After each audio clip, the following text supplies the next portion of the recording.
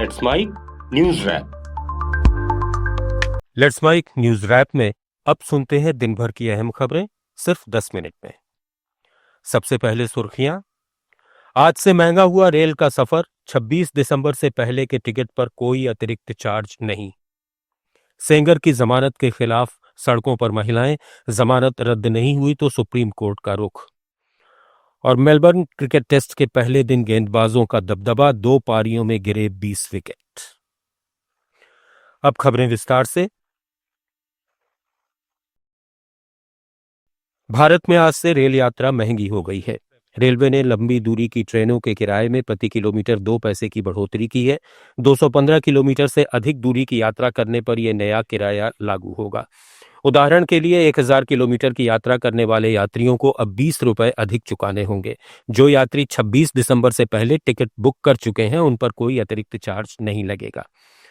वहीं 215 किलोमीटर से कम दूरी की यात्राओं और मंथली सीजन टिकट धारकों को राहत दी गई है। उनका किराया पहले जैसा ही रहेगा। रेलवे ने यह बढ़ोतरी ऑपरेशनल खर्च और नई परियोजनाओं को फंड करने के लिए की है। अनुमान है कि इससे रेलवे को सालाना 600 करोड़ रुपए की अतिरिक्त आमदनी होगी। ये साल 2025 में दूसरी बार है जब रेलवे ने किराया बढ़ाया है। पहले 1 जुलाई को नॉन एसी और एसी ट्रेनों के किराए में बढ़ोतरी हुई थी। छोटे रूट और लोकल ट्रेनों के यात्रियों को कोई बोझ नहीं पड़ेगा। उन्नाव रेप केस के दोषी पूर्व बीजेपी विधायक कुलदीप सिंह सेंगर को हाईकोर्ट द्वारा सशर्त जमानत दिए जाने के फैसले के खिलाफ हाईकोर्ट के बाहर प्रदर्शन किया गया। प्रदर्शनकारियों ने फैसले की कड़ी निंदा की और न्याय की मांग की। कांग्रेस नेता मुमताज पटेल ने कहा कि हाईकोर्ट ने तकनीकी आधार पर सेंगर को खुली छूट दी। इससे देश में गलत मिसाल बनी है। इससे पीड़ित परिवार और महिलाओं का भरोसा टूटता है। महिला अधिकार कार्यकर्ता योगिता भयाना ने कहा कि हम शांतिपूर्वक आए हैं ताकि हमारी बेटी के साथ हुई नाइंसाफी का न्याय हो। अगर न्याय नहीं मिला तो प्रदर्शन हमारा अधिकार है। पीड़िता की मां ने कहा कि सेंगर की जमानत रद्द होनी चाहिए। हम सुप्रीम कोर्ट तक जाएंगे। अगर न्याय नहीं मिला तो हम दूसरे देश चले जाएंगे। मेरे पति की हत्या करने वालों को तुरंत फांसी दी जानी चाहिए। आरोपी को मिल गई है तो इनकी बेल खारिज की जाए। यूपी सरकार, दिल्ली सरकार से हमारी यही मांग है। हम सुप्रीम कोर्ट का दरवाजा खटखटाएंगे। हमको यहाँ पे भरोसा हट गया हाई कोर्ट पे।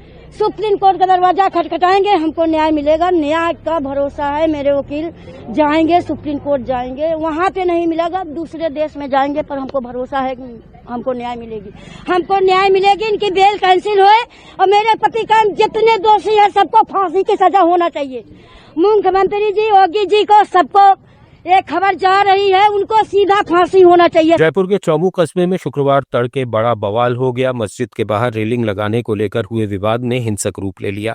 बस स्टैंड के पास उपद्रवियों ने जमकर पथराव किया, जिसमें 6 पुलिसकर्मी घायल हो गए, जिन्हें अस्पताल में भर्ती कराया गया है। स्थिति बिगड़ने पर पुलिस को आंसू गैस के गोले छोड़ने पड़े और हल्का बल प्रयोग किया गया। हालात काबू में करने के लिए 4 से ज्यादा थानों की पुलिस, आरएसी और स्पेशल टास्क फोर्स के 500 से अधिक जवान मौके पर तैनात किए गए। प्रशासन ने एहतियातन चौमू में 24 घंटे के लिए इंटरनेट सेवाएं बंद कर दी हैं और बाजार भी बंद हैं। पुलिस ने कुछ उपद्रवियों को हिरासत में लिया है और अन्य आरोपियों की पहचान कर कार्रवाई की जा रही है। प्रशासन ने साफ कहा है कि कानून व्यवस्था बिगाड़ने वालों पर सख्त कार्रवाई होगी। मद्रास हाई कोर्ट ने केंद्र सरकार को एक अहम सुझाव दिया है। कोर्ट ने कहा है कि ऑस्ट्रेलिया की तर्ज पर भारत में भी 16 साल से कम उम्र के बच्चों के लिए सोशल मीडिया पर प्रतिबंध लगाने पर गंभीरता से विचार किया जाना चाहिए। मदुरई बेंच के जस्टिस जी जयरामन और जस्टिस के रामकृष्णन ने यह टिप्पणी नाबालिगों को इंटरनेट पर अश्लील कंटेंट आसानी से मिलने से जुड़ी जनहित याचिका की सुनवाई के दौरान की। कोर्ट ने कहा कि इंटरनेट सर्विस प्रोवाइडर्स पर सख्त नियम लागू किए जाएं और उन्हें पेरेंटल कंट्रोल जैसी सुविधाएं अनिवार्य रूप से देनी हो, ताकि माता-पिता बच्चों की ऑनलाइन गतिविधियों पर नजर रख सकें। अदालत ने यह भी कहा कि नया कानून बनने तक सरकार और बाल अधिकार आयोग जागरूकता अभियान तेज करें। देश के मुख्य न्यायाधीश जस्टिस सूर्यकांत ने न्याय व्यवस्था को और अधिक प्रभावी और आम लोगों के अनुकूल बनाने के लिए मल्टी डोर कोर्ट हाउस की परिकल्पना पेश की है। उनका कहना है कि अदालतें अब केवल मुकदमे चलाने की जगह न रहकर विवाद समाधान का व्यापक केंद्र बने। दक्षिण गोवा में बार काउंसिल ऑफ इंडिया की राष्ट्रीय मध्यस्थता सम्मेलन और संगोष्ठी के उद्घाटन सत्र को संबोधित करते हुए सीजेआई ने मध्यस्थता व्यवस्था को मजबूत करने पर जोर दिया। As we look forward toward the horizon, I envision a transition toward the multi-door courthouse. What I mean to say when I am using this expression of multi-door courthouse, this is a visionary concept where the court ceases to be a singular venue for trial. Rather, it becomes a comprehensive center for dispute resolution. When a seeker of justice approaches our institutions, they should not be reflexively funneled into the adversarial gauntlet. Instead, they must find an array of doors, and those doors are mediation. विदेश मंत्रालय के प्रवक्ता रणधीर जायसवाल ने कहा है कि भारत सरकार को H-1B वीजा अपॉइंटमेंट को रीशेड्यूल करने में कई भारतीय नागरिकों से शिकायतें मिली हैं। उन्होंने बताया कि वीजा से जुड़े मामले किसी भी देश के संप्रभु अधिकार क्षेत्र में आते हैं, लेकिन भारत ने अपनी चिंताओं को अमेरिकी पक्ष के सामने उठाया है। नई दिल्ली और वॉशिंगटन दोनों जगह भारत अमेरिकी अधिकारियों के संपर्क में है। कई लोग लंबे समय से फंसे हुए हैं, जिससे उनके परिवारों और बच्चों की पढ़ाई पर असर पड़ा है। उन्होंने स्पष्ट किया कि भारत सरकार अपने नागरिकों को हो रही परेशानियों को कम करने के लिए अमेरिकी पक्ष के साथ सक्रिय रूप से काम कर रही है। Issues of consular appointments, and these have also caused a lot of hardships to their families, to the family life that they have, as also to the education of their children. As you would understand, and I think there was a communication from the US government also, that with effect from December 15th, they have expanded their review process or processes that they have, which covers specialty occupation temporary H-1B visa applicants, and it also is applicable to the dependents who are covered under H4 category visa. This particular change that they have introduced is applicable globally to all countries. But on our side, the Government of India remains actively engaged with the US side to address and minimize the disruptions that have been caused to our nationals.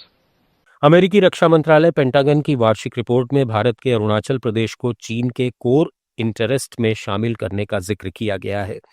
वजह है कि इसे Beijing ने Taiwan और दक्षिण चीन सागर के साथ जोड़कर 2049 तक राष्ट्रीय पुनरुद्धार की योजना का हिस्सा बताया है। रिपोर्ट में कहा गया है कि चीन सीमा तनाव कम करके भारत अमेरिकी संबंधों को गहरा होने से रोकने की कोशिश कर रहा है।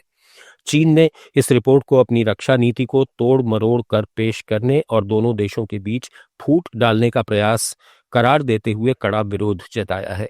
विदेश मंत्रालय के प्रवक्ता लिन जियान ने इसे अमेरिका की सैन्य श्रेष्ठता बनाए रखने का बहाना बताया।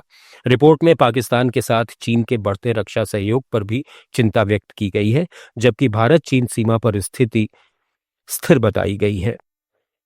भारतीय शेयर बाजार शुक्रवार को हल्की गिरावट के साथ बंद हुआ। बीएसई सेंसेक्स 367 अंक गिरकर 85,041 पर और एनएसई निफ्टी 110 अंक गिरकर 26,042 पर पहुंचा।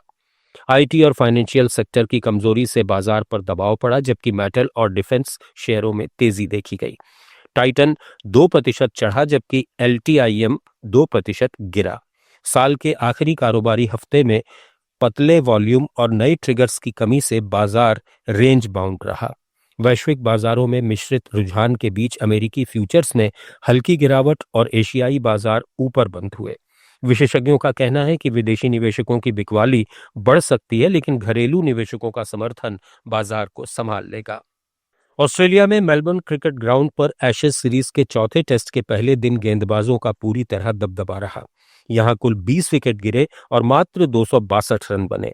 इंग्लैंड के कप्तान बेन स्टोक्स ने टॉस जीतकर पहले गेंदबाजी चुनी और जोश टंक की 5 विकेट की मदद से ऑस्ट्रेलिया को 152 रन पर समेट दिया, जिसमें माइकल नेसर ने सबसे ज्यादा 35 रन बनाए।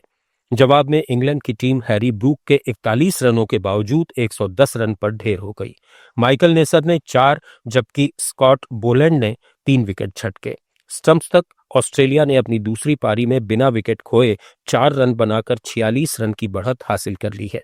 मैदान में रिकॉर्ड 94,000 से अधिक दर्शकों की भीड़ जुटी।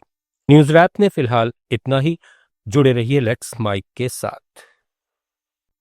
आप सुन रहे थे let's mic more than radio. Follow कीजिए हमें हमारे सोशल मीडिया प्लेटफॉर्म्स पर।